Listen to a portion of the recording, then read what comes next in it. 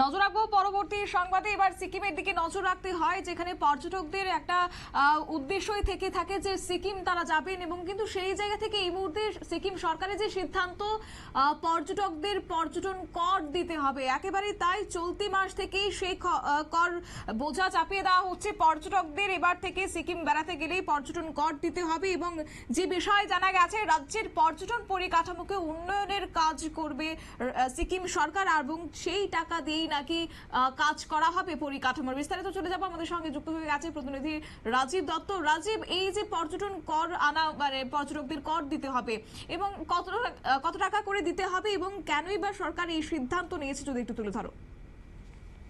প্রথমেই বলি যে সিকিম সরকার গতকালই এই মন্ত্রিসভার বৈঠক করেছে এবং সেখানে সিদ্ধান্ত নিয়েছে যে 50 টাকা করে এন্ট্রি ফি, অর্থাৎ সমস্ত পর্যটকদের কাছ থেকে এবারে 50 টাকা করে নেওয়া হবে।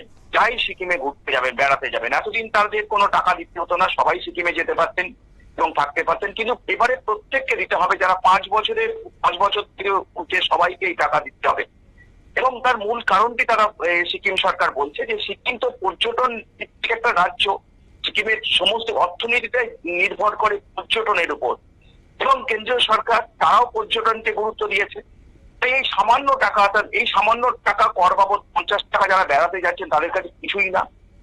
তাই চাইছেন যে সিকিম সরকার চাইছে যে 50 টাকা পর্যটকদের কাছে নিয়ে তারা সেই টাকায় বিভিন্ন পর্যটন কেন্দ্রের উন্নয়ন করবে।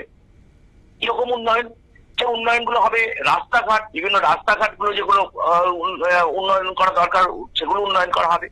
পর্যটন জায়গাগুলো আছে সেখানে পরিষ্কার পরিচ্ছন্ন করা হবে এবং নতুন নতুন পর্যটন কেন্দ্র গড়ে তোলা হবে।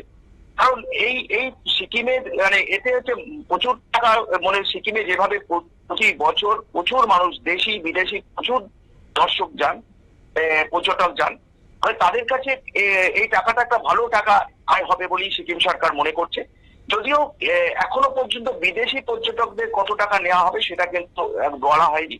শুধু এটুকুই বলা হয়েছে সিকিম সরকারের তরফ থেকে যে আমাদের দেশের যারা পর্যটক যাবেন তাদের কাছেই 50 টাকা নেওয়া হবে, এবং এই 50 টাকাটা নেওয়া হবে যদি কেউ 1 মাস থাকেন, তাহলে মানে সেক্ষেত্রে এই 50 টাকাটার মেয়াদ হচ্ছে 1 মাস।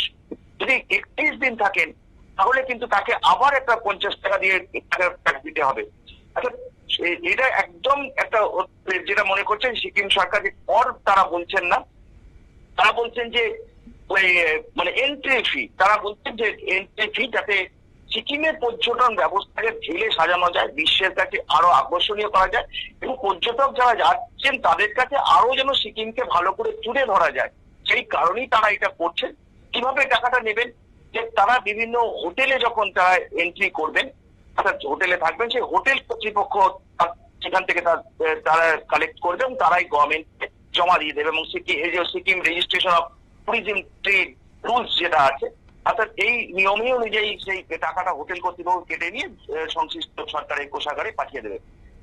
এতে যেটা মনে করছেন যে সিকিমের একটা পর্যটন আরো উন্নতি করা সম্ভব হবে, এবং সিকিমকে আরো আকর্ষণীয় করতে বিদেশি পর্যটকদের টানতেও আরো সুবিধা হবে। কারণ নর্থ ইস্টের অন্যতম মানে অত্যন্ত গুরুত্বপূর্ণ হচ্ছে পর্যটনে, সেটা হচ্ছে সিকিম, এবং সেই কারণেই সিকিম সরকার এই সিদ্ধান্ত নিয়েছে। এবং আসলে তারা এটা কিন্তু বলছে সিকিম সরকার যে এটা 50 যারা বেড়াতে যাচ্ছেন অনেক টাকা খরচ করে যাচ্ছেন তাদের কাছে 50 টাকাটা কিছুই ব্যাপার নয়, সবাই মানে এটা সাদরেই দেবে তারা মনে করছে, এবং সেই কারণে খুব সামান্য ন্যূনতম এই এন্ট্রি ফিটা তারা ধার্য করেছেন। শতাব্দী, ধন্যবাদ।